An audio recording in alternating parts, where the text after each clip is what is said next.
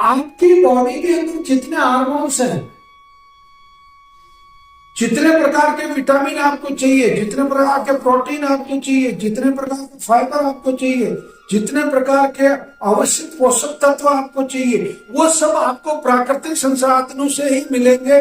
Tablet से नहीं मिल सकते हैं, इंजेक्शन से नहीं मिल सकते हैं। इंजेक्शन लगा के आपका हीमोग्लोबिन 2 दिन के लिए बढ़ा हुआ बताया जा सकता है, परंतु वो परमानेंट नहीं रहेगा। परमानेंट कब रहेगा? जब आप मेथी की सब्जी खाओगे, जब आप पहली पालक की सब्जी खाओगे, जब आप टमाटर खाओगे, जब आप गाजर खाओगे, जब आप नीम गिलोय का जूस लोगे, तो ही परमानेंट आपका हीमोग्लोबिन बढ़ा हुआ रह सकता, नहीं तो नहीं रह सकता। कोई एलोपैथी का बहुत मतलब कोई इतना बड़े से बड़ा डॉक्टर कहते हैं कि मैं आपको प्रकृति की चीजों छोड़ के कारखाने की चीजों से आपको जिंदा रख लूंगा, तो वो जिंदा नहीं रह सकता। वो तो आपको आना नेचर पे ही पड़ेगा। समझ में आ गई? अब इस नेचर का संबंध सबसे पहला संबंध बता रहा हूं। ये डॉक्टर योशिनोरी को नोबेल प्राइज मिला था 2016 में। इन्होंने नेचर को पकड़ा पहली बार, कैंसर के इलाज की बात कर रहा हूं। पहली बार इन्होंने नेचर को पकड़ा, समझा, और इन्होंने कहा यार लेकिन ये खाना खाने के मामले में क्या संबंध अपन बना सकते हैं नेचर के साथ? इसके लिए एक शब्द है बायोलॉजिकल क्लॉक, जैविक घड़ी। वो सबके शरीर में होती है। वो गाय, भैंस, बकरी, कुत्ता, बिल्ली, बंदर सबके शरीर में होती है, और मनुष्य के शरीर में भी होती है। अपनी जो घड़ी है वो कब स्टार्ट होती है? सूर्य के साथ में अपनी घड़ी है। जो सूर्योदय होता है उसके साथ में अपनी घड़ी काम करती है। सूर्योदय होने के पहले आप उठ जाइए 4 बजे, आप अपना जो भी स्नान वगैरह करना, फ्रेश होना, ये करना, वो करना, सब कर लीजिए, और सूर्योदय के समय आप सूर्य के सामने उसका स्वागत करने के लिए बैठ जाइए। कैसा कैसे बोल रहा हूं मैं? यानी कि सुबह सूर्य का विटामिन डी आप जितनी मात्रा में बॉडी में इनहेल करेंगे, उसका शोषण करेंगे, उतना जल्दी आपका कैंसर ठीक हो। तो इन्होंने एक सिद्धांत दिया, इन्होंने ये सिद्धांत दिया कि आप नेचर के साथ में जब रहोगे तो आपकी जो एक दुनिया का एक नियम है जिसको सुन लेना। अब जब इंटरमिटेंट फास्टिंग आप करते हैं, आपकी कोशिकाएं जब मारी जाती है, तो आपके दिमाग में एक सवाल ये भी आना चाहिए तो फिर बिल्कुल ही खाना नहीं खाओ तो मजा जाएगा?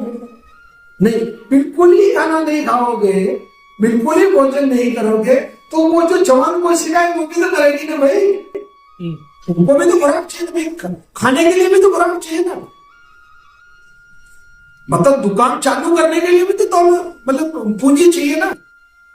फिर बाद में मुनाफा होगा, घाटा होगा, बाद में देखा जाएगा। पहले दुकान चालू करने के लिए जो जमा पूंजी चाहिए, सामान जमाना, उसको वो कहां से लाओगे? तो इसके लिए आपको ये 2 टाइम का भोजन तो कैंसर पेशेंट को करना ही है। सुबह 10 बजे और शाम को 4।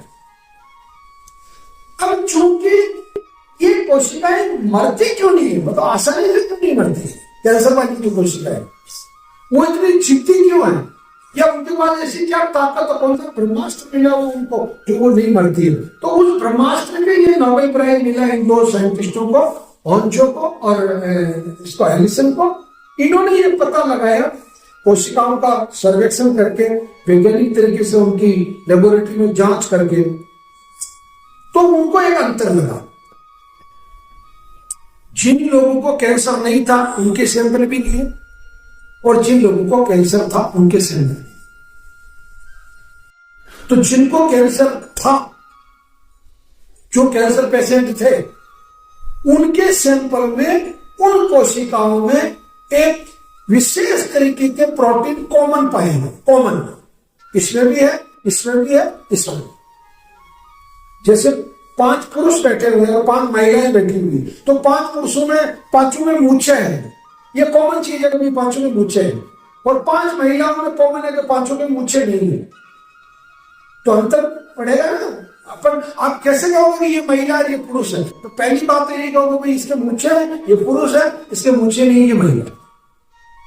ऐसे ही इन्होंने जो प्रोटीन की जब जांच की तो 3 ग्रुप ऐसे कॉमन पाए गए जो करीब करीब सब में थे या कैंसर पेशेंट में थे, परंतु कैंसर पेशेंट जो नहीं थे उनकी कोशिकाओं में वो प्रोटीन नहीं थे।